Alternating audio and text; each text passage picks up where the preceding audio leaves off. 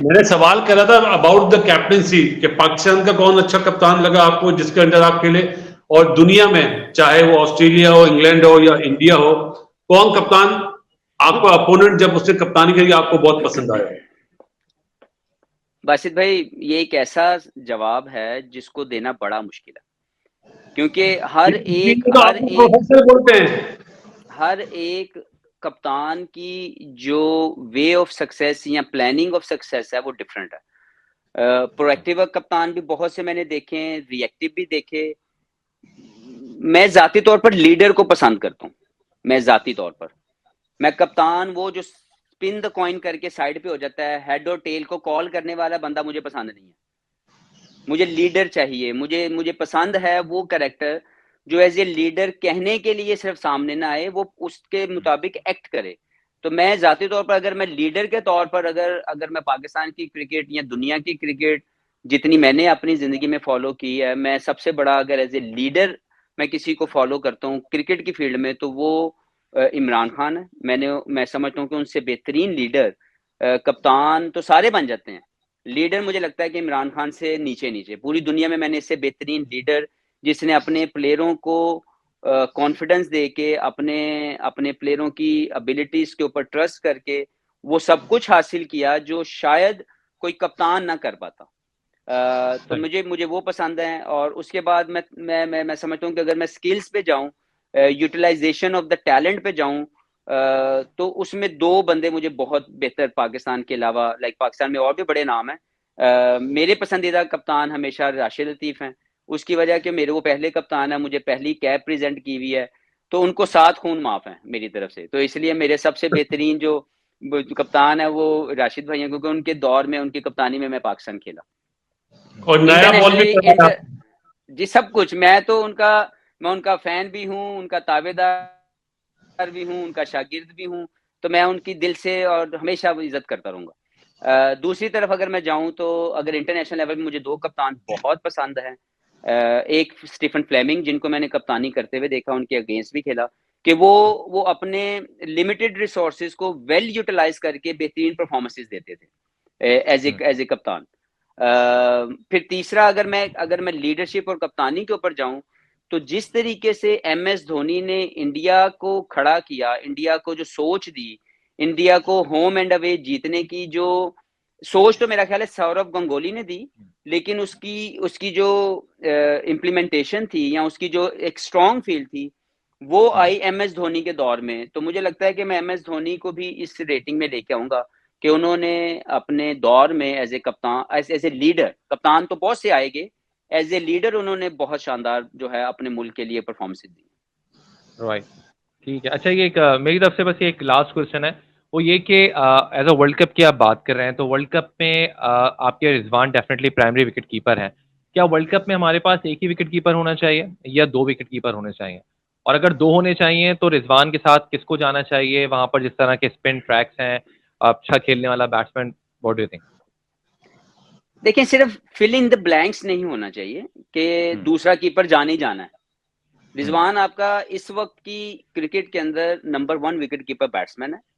वो बहुत शानदार परफॉर्मेंसेस दे रहा है इस वक्त की क्रिकेट के अंदर। उसको लेके तो हमें खामखा का जो बयानबाजी नहीं करनी चाहिए, स्टेटमेंट्स नहीं देनी। ठीक हो मुझे गया, लगता है कि जब भी उसको का कंटिन्यू रिजवान तो करना प्राइमरी चाहिए। है ही। हाँ, ठीक है। उसके बाद आपके पास ऑप्शंस मौजूद है कि अगर आपके पास कोई ऐसा विकेट कीपर बैट्समैन जो बहुत ही सॉलिड परफॉर्मेंसेस दे सकता है, तो उसको रखने की कोई मुश्किल नहीं होनी चाहिए, क्योंकि वो एक रिप्लेसमेंट भी हो सकता है। आपको नहीं पता लगता कि एक आपका wicket keeper before the game अगर अचानक इंजर्ड हो गया, अचानक उसको अगर कोई ऐसी तकलीफ आ गई है कि वो मैच के टॉस होने से पहले वार्म अप के अंदर इंजर्ड हो गया, तो आपके पास सेकंड ऑप्शन अगर नहीं है तो आप फंस जाते हैं। तो उसके लिए प्लेयर्स बहुत से हैं। आप यंगस्टर्स को भी ट्राई कर सकते हैं, जिसमें रिसेंट पास में हसीबुल्ला, आपको अगर मैं देखूं तो उसने डोमेस्टिक में बहुत शानदार परफॉर्मेंसेस दी, लेकिन उसको अभी तक इंटरनेशनल जो स्टेज है उसके ऊपर उसको रख के नहीं परखा गया।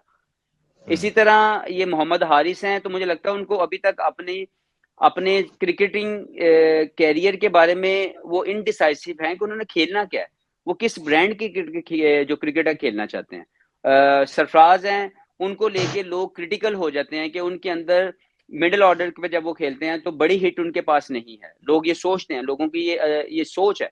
तो मैं ये समझता हूँ कि प्लेयर्स आपके रिजवान के साथ सरफराज, हसीबुल्ला, मोहम्मद हारिस, ये वो लोग हैं जो आपके पास मौजूद हैं। अब आपने क्योंकि इनको चखाया नहीं हुआ इंटरनेशनल स्टेज का मजा, सिर्फ सरफराज के अलावा, क्योंकि वो इंटरनेशनली बहुत अच्छी बड़ी क्रिकेट खेल चुके हैं, लेकिन इस वक्त उनके बारे में राय लोगों की मुख्तलिफ है। तो मैं समझता हूँ कि इन तीनों में से अगर कोई जरूरत है तो रखना चाहिए। जी। अगर टीम मैनेजमेंट जो कि इस वक्त यहाँ पे मौजूद नहीं है, अगर उसको ये लगता है कि वो कहीं पे भी मौजूद है, वो वहां पे बैठ के उनको लगता है कि इनमें से किसी एक की जरूरत है, तो वो जरूर फैसला करें। लेकिन इसका फैसला मैं, आप और बासित भाई बैठ के नहीं कर सकते। मेरा आखिरी सवाल है दानिश जी। मेस्ट्रो, आप इस दफा पीएसएल भी खेले और मैं बहुत ज्यादा मॉनिटर कर रहा हूं आईपीएल के मैचेस। जो आप ब्रांड की बात करते हैं ना, कि हमारे यहाँ जो भी प्लेयर्स आए, अनफॉर्चुनेटली वो उनका जो हिटिंग जोन होता है वो ऑन साइड पे होता है, towards mid on to square leg. लेकिन जो इंडियन बैट्समैन है टॉप ऑर्डर्स, वो एक्स्ट्रा कवर पे, कवर ड्राइव, मिड ऑफ के ऊपर से जो क्रिकेटिंग शॉट होते हैं ना, आईपीएल में वो बहुत ज्यादा मुझे नजर आ रहे हैं बनिस्बत पाकिस्तान के। जो हमारे यहाँ जो हिटिंग जोन बन गए वो mid on to square leg, bottom hand, वहां टॉप हैंड से भी शॉट्स लग रहे हैं और हर तरफ वो बाद में लेग साइड पे भी मारते हैं। तो क्योंकि आप आईपीएल खेले भी हैं, मेरा सिर्फ यह सवाल है कि आप आईपीएल को और पीएसएल को कहां पे देखते हैं अबाउट रेटिंग वाइज? ये बड़ा क्रिटिकल हो सकता है ये वाला जवाब, लेकिन मैं फिर भी कोशिश करता हूँ कि मैं आपको अपनी समझ के मुताबिक एक्सप्लेन कर सकूं। पहले तो आपने बात की पावर हिटिंग की, तो मेरी लर्निंग्स ये हैं कि पावर हिटिंग के लिए बॉटम हैंड नहीं चलता। उसकी जरूरत है, लेकिन आपका टॉप हैंड जितना फर्म होगा, चाहे आप लेफ्ट हैंडेड हैं चाहे आप राइट हैंडेड है, आपका जो टॉप हैंड है वो जितना फर्म होगा, जितना उसका कंट्रोल और जान होगी, उतनी लॉन्ग एक्सटेंशन आपको मिलती है towards any side of the game of the ground. आप अगर एक्स्ट्रा कवर पे खेल रहे हैं और अगर आप बॉटम हैंडेड है, तो आपका टेंड करता है मिड विकेट की तरफ। तो पावर हिटिंग के लिए टाइमिंग और आपकी जो टॉप हैंड की फर्मनेस है, that is the most important and you need a lot of practice.